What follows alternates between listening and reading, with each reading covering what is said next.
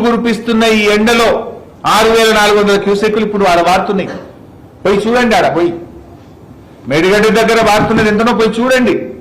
లేదా గేజ్ స్టేషన్లో మీ ఇంజనీర్లు అడగండి, చెప్తారు ఎన్ని నీళ్లు పోతున్నాయో.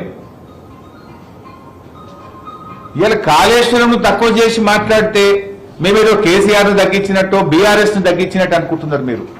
ఇది తెలంగాణ జాతికి మీరు చేసే ద్రోహం, తెలంగాణ రాష్ట్రానికి మీరు చేస్తున్నటువంటి ద్రోహం.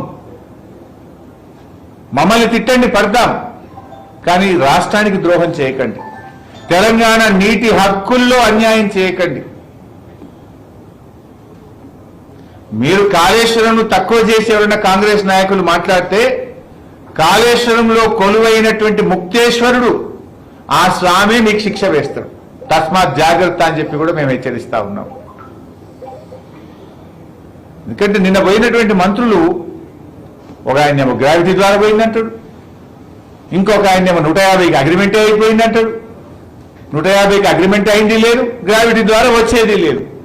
ఒక మంత్రులు పోయి అక్కడ మాట్లాడుతూ ఏదో జలహారతుల మీద డ్రామాలు చేస్తున్నాడు. పోయి నిన్న జలహారతి ఓ డ్రామా. ఎన్నిసార్లు ఇచ్చింది హారతి ఇప్పటికి? మీరు 10 ఏళ్ళ తుమ్మిడి ఎట్టి కట్టమని అప్పుడు 7.5 ఏళ్ళు, ఇప్పుడు 2.5 ఏళ్ళు.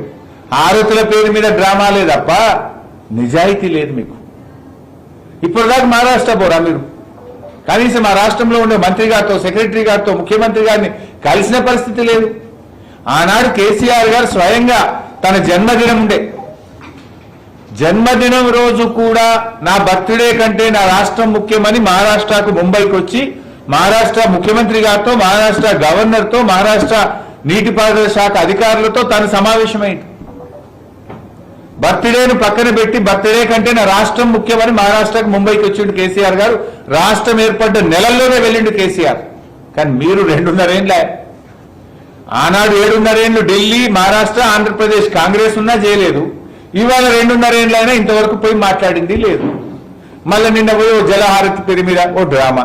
ఎంతకాలం ఆడతారు ఈ డ్రామాలు? డ్రామాలు కట్టి పెట్టండి. మేడిగడ్డ 3 పిల్లర్లు వెంటనే మరమ్మతు చేయండి. రేపు రాబోయే కరువు పరిస్థితుల్లో కూడా తెలంగాణ రైతాంగానికి సాగునీరు, రాష్ట్ర ప్రజలకు త్రాగునీరు ఇచ్చేటువంటి మరి కారు దీపం లాంటి ప్రాజెక్టు, అద్భుతమైన ప్రాజెక్టు కాళేశ్వరం ప్రాజెక్టు. దాన్ని పునరుద్ధరించి రాష్ట్ర ప్రయోజనాలు కాపాడండి. 284 టీఎంసీలకు అన్ని అనుమతులు తెచ్చిన మేడిగడ్డకు 284 టీఎంసీ. అంత మన నీటి లభ్యతకు మనకు తెలంగాణకు హక్కులు తెచ్చినాం. ఆ రోజు మేము కేంద్ర ప్రభుత్వం నుంచి, సెంట్రల్ వాటర్ కమిషన్ నుంచి టీఏసీ క్లియరెన్స్ తో సహా అన్ని అనుమతులు ఆ రోజు తెచ్చిపెట్టినాం. అక్కడ మనకు నీటి లభ్యత ఉన్నది, మన రాష్ట్రానికి కేటాయింపులు ఉన్నాయి. దాన్ని కూడా కొట్టుకుంటారు ఎవరన్నా? దాన్ని వెంటనే మరమ్మతు చేసి ఆ నీళ్లను వాడుకోవాలి, రాష్ట్ర ప్రయోజనాలు కాపాడాలి. Okay bus, thank you.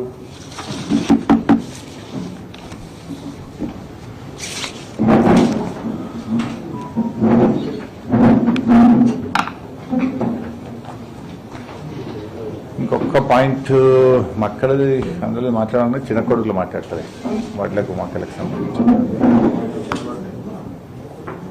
ఇంకోటి మా క్రిషాంక్ ఇది ఒకటి చెప్పేస్తే అయిపోతుందా, మర్చిపోయినా. ఈ బీఆర్ఎస్ పార్టీ నాయకులు మన్నె క్రిషాంక్ గారిని కేసు మీద కేసు పెట్టి రాజకీయ వేధింపులకు గురి చేస్తా ఉన్నారు. ఒక కేసులో బెయిల్ వస్తే ఇంకో కేసులో పీటీ వారెంట్లు వేసుకుంటూ మళ్ళీ అరెస్ట్ చేసి జైలు నుంచి బయటకు రాకుండా చేస్తున్నారు. చేయాల్సిన పని చేస్తలేరు. కరీంనగర్ లో గోల్డ్ షాప్ లో దొంగలు పడితే ఎవరో చెప్తున్నారు, బయట సోషల్ మీడియాలో కనబడతా ఉన్నాయి వార్తలు. ఆ బంగారం దొంగతనం చేసిన దొంగలంటే దేశం విడిచి పారిపోయినట్టు. ఇప్పటికే వాడిని పట్టుకోరా అంటే శాత కాదు. పట్టవగలు కరీంనగర్ నడిబొడ్డున కిలో కొద్ది బంగారం దొంగతనం చేసేమో వాడు దేశం విడిచి పారిపోతే వాడిని పట్టుకునే తెలివి లేదు. మల్కాజ్గిరి పోలీస్ కమిషనర్ సుమతి గారు రాత్రి పోయి రోడ్ల మీద నిలబడితే పోకిరీలు వచ్చి ఒక మహిళ మీద ఏ రకమైన ప్రయత్నం చేసిండ్రో ఆమెనే పోలీస్ కమిషనరే సోషల్ మీడియాలో పెట్టుకున్నది. అంటే రాష్ట్రంలో లా అండ్ ఆర్డర్ పరిస్థితి ఎంత దారుణంగా తయారైందో మనకు అర్థమవుతా ఉంది. నిన్న హైదరాబాద్ నడిబొడ్డున ఒక సీనియర్ పోలీస్ అధికారి డీజీపీ భార్యను హైదరాబాద్ నడిబొడ్డున మర్డర్ చేస్తే ఇప్పటి వరకు వాళ్ళని పట్టుకున్న పరిస్థితి లేదు. ఇంకా ఆయన స్టేట్మెంట్ ఇస్తాడు పోలీస్ కమిషనర్ హైదరాబాద్, జాగ్రత్తగా ఉండండి. ఇంకా దాన్ని నువ్వు పోలీస్ కమిషనర్ ఎందుకు, జాగ్రత్తగా ఎట్లా మేము ఉంటాం? మీ పరిస్థితి ఎట్లుందంటే హైదరాబాద్ నడిబొడ్డున సొంత ఒక సీనియర్ ఐపీఎస్ అధికారి భార్యను మర్డర్ చేస్తే పట్టుకునే దిక్కు లేదు. కరీంనగర్ నడిబొడ్డున దోపిడి దొంగలు బంగారం షాప్ లో బంగారం ఎత్తుకపోతే పట్టుకునే దిక్కు లేదు. ఎమ్మెల్యేల క్యాంప్ ఆఫీసుల మీద దాడి చేస్తే కనీసం ఆపే పరిస్థితి లేదు. ఒక మహిళ అర్ధరాత్రి పూట హైదరాబాద్ లో నడిచే పరిస్థితి లేదు. కానీ బీఆర్ఎస్ నాయకుల మీద మాత్రం రాజకీయ వేధింపులకు కొదవలేదు. కేసుల మీద కేసులు పెట్టి, అక్రమ కేసులు పెట్టి, అరెస్టుల మీద అరెస్టులు పెట్టి, జైలు నుంచి బయటకు రాకుండా ఎంతమంది బీఆర్ఎస్ నాయకులను వేధిస్తున్నారు. ఇవాళ క్రిషాంక్ పోయి ఎన్ని రోజులైంది? క్రిషాంక్ చేసిన తప్పేంది? దొంగను దొరకబట్టి పోలీసులకు సెల్ ఫోన్ ఇచ్చిండు అంతే. ఫేక్ సోషల్ మీడియాలో ఫేక్ వార్తలు పెట్టిన వ్యక్తిని దొరకబట్టి ఈ ఫోన్ నుంచే సోషల్ మీడియాలో ఫేక్ వార్తలు పెట్టిండు, అబద్ధాలు ప్రచారం చేసిండని ఆ ఫోన్ అతని చేతుల నుంచి తీసుకొని పోలీస్ చేతికి ఇచ్చాడు. దానికి నాన్ బెయిలబుల్ సెక్షన్లు పెట్టి ఒక దళిత నాయకుడు క్రిషాంక్ను 20 రోజులుగా జైల్లో పెట్టారు. అంటే మీరు అసలు చేయాల్సిన పని ఏంది? మీరు చేస్తున్న పని ఏంది? ఎటుపోతుంది రాష్ట్రం? నిన్ననే కేంద్ర ప్రభుత్వం నివేదిక వచ్చింది. దేశంలో అత్యధిక ఎస్సీ ఎస్టీ కేసులు ఎక్కడైతున్నాయంటే తెలంగాణలో అవుతున్నాయి. అత్యధిక పిల్లలు మిస్సింగ్ ఎక్కడున్నారు అంటే తెలంగాణలో. అందులో ఆడపిల్లలు మిస్సింగ్ ఉన్నారు. వాళ్ళని పట్టుకోవడంలో బాగా వెనుకబడ్డ రాష్ట్రం ఏది అంటే తెలంగాణ రాష్ట్రం. అత్యధిక కేసులు దేంట్లో చూసినా. తెలంగాణ అభివృద్ధి దేంట్లో జరుగుతుంది? ఆత్మహత్యల్లో అభివృద్ధి చేస్తున్నారు మీరు. కేసుల నమోదులో అభివృద్ధి చూపిస్తున్నారు. అత్యాచారాల్లో అభివృద్ధి చూపిస్తున్నారు. చిన్నపిల్లల్ని ఎత్తుకెళ్లడంలో అభివృద్ధి చూపిస్తున్నారు. మహిళల రక్షణ ఫెయిల్ అవడంలో అభివృద్ధి చూపిస్తున్నారు. హైదరాబాద్ పరువు తీసేసింది మీరు. ఒకప్పుడు లా అండ్ ఆర్డర్లో తెలంగాణ దేశానికి దిక్సూచి. ఇదే కేంద్ర ప్రభుత్వం అనేక సందర్భాల్లో తెలంగాణను మెచ్చుకున్నది. ఇలా పరిస్థితి ఏంటి? మహిళా పోలీస్ కమిషనరు మంచి ప్రయత్నమే చేయొచ్చు ఆవిడ, కానీ పరిస్థితి ఎట్లా ఉందనడానికి అది అడ్డం పడుతున్నది.